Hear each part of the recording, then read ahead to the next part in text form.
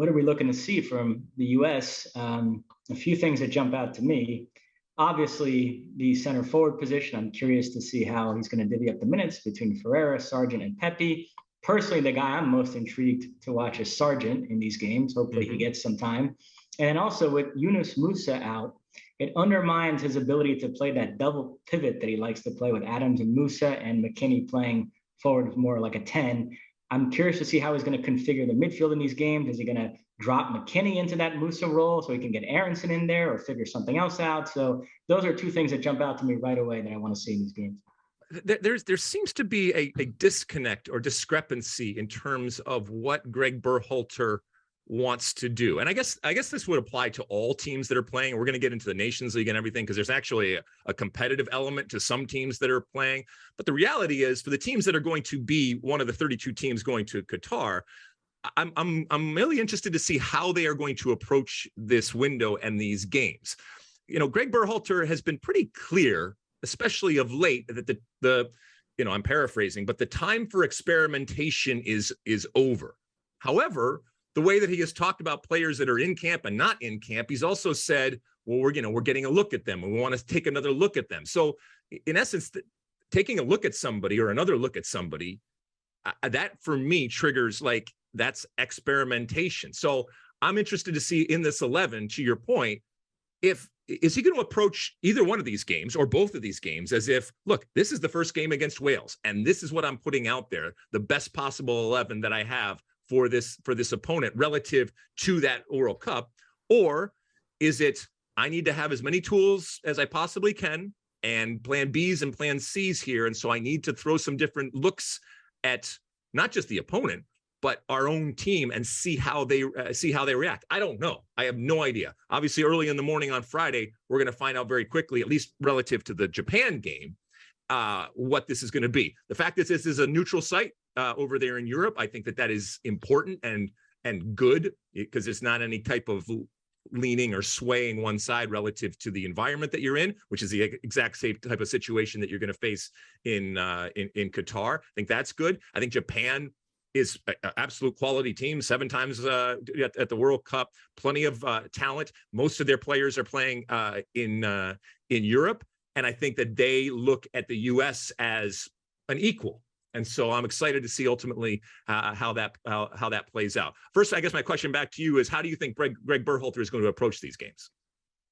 I think he's going to try to put out, certainly for the Japan game, the strongest possible lineup he has at his disposal. But unfortunately, the absences due to injury of Musa, Jedi Robinson, and Timmy Way make it that we're not going to feel like, oh, this is the lineup for Wales, because there's some players absent that we all think have a very good chance of being in that starting lineup for the World Cup. But nevertheless, I mentioned center forward, I mentioned the midfield.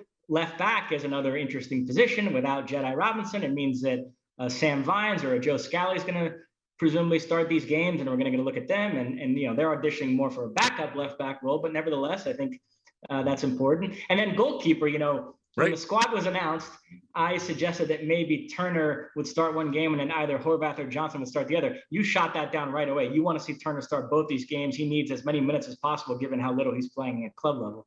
Yeah, I think you play Turner both of these games. I think right now, barring, and look, I hesitate to say this because I do think that there is always going to be a spot for Stefan when it comes to Gregg Berhalter, but obviously with his injury history, you can't count on him. And so, yeah, I would like to see Matt Turner play both of these games. And I don't think, if there is going to be experimentation, I don't think that that's where it needs to be done. Like you, I am interested in that striker position, ultimately what happens. Also, like you, I do think that of the strikers in camp, and look, I know there's not some strikers in camp that people are including in this discussion, but of the strikers in camp, the one that I see that has the best chance to step in and be that guy, I think, is Josh Sargent, because he plays that position. And we're going to talk later in the pod about what that position ultimately is historically, but he plays that position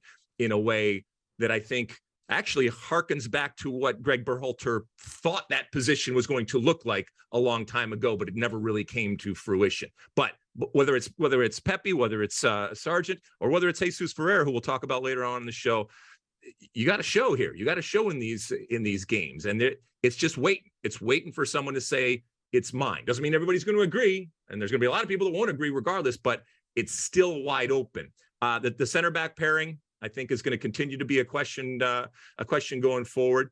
And the Mosse injury, while you don't never want to see anybody injured, it might offer an opportunity to see something that we like, whether that ends up being a fallback type of plan for that three that we kind of have solidified in there, and we haven't really seen them being injured. And again, knock on wood that none of them are. But if one of those three is not there, either because of injury or red card or something like that, you gotta make sure that you have something. And a lot of times we talk about this team in terms of the depth. You like that clip? Well, my State of the Union podcast drops every week. Subscribe now on Apple Podcasts, Spotify, or wherever you get your podcasts. You like that clip? Well, my State of the Union podcast drops twice a week right here on my very own YouTube page. The only way to stay up to date is to hit that subscribe button down below. Size the day, and see you soon.